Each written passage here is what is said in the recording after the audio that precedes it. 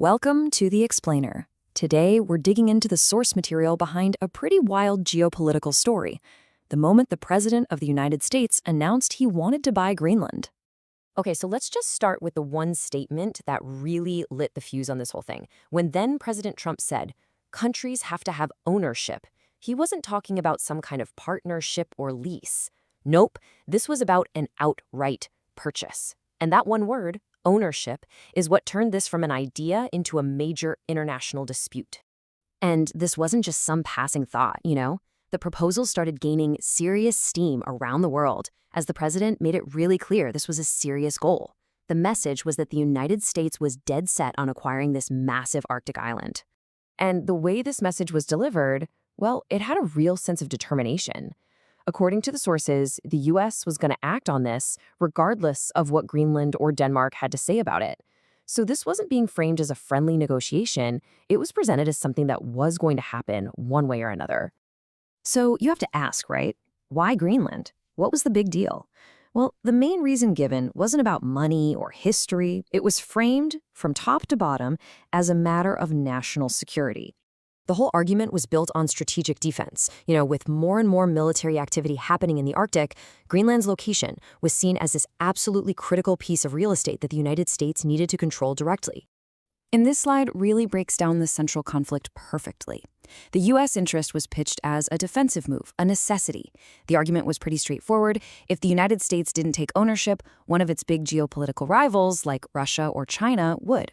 And yeah, the president's own words left zero doubt about the motivation here.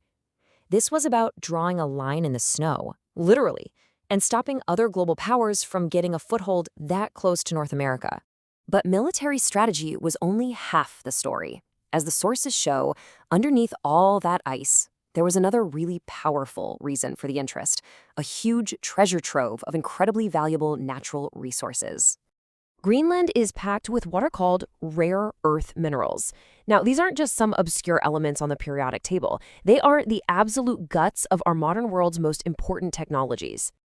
I mean, just think about the tech you use every single day.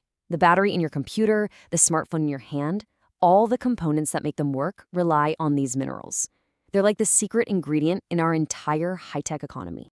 Okay, so an offer this big, this bold, was definitely going to get a strong reaction. So how did Greenland and its governing nation, Denmark, actually respond to the idea? The response from Denmark, which is a key U.S. ally in NATO, by the way, was immediate, and it was blunt. There was no let's talk it over, no hesitation. The Danish government just shut the idea down completely, calling the whole thing unacceptable. And here's what's even more important. Greenland's own leaders, they spoke with one unified voice. The island's 5 different political parties all came together to release a joint statement, powerfully claiming their right to decide their own future. So this was way more than just a simple no. It was a direct rebuke of the whole approach. In that statement, they accused the United States of showing a fundamental disregard for Greenland and its people. You'd think that a firm no from both Greenland and Denmark would have been the end of it, but it wasn't. Instead, the language got even more heated, and it started to put a really critical and long-standing international alliance on some seriously thin ice. This comment, which was reported by a correspondent in the source material, was described by some in Europe as just chilling. It completely ratcheted up the tension because it implied that the U.S. might be thinking about options that went way beyond a simple real estate deal. And the potential fallout from that hard way was spelled out pretty clearly.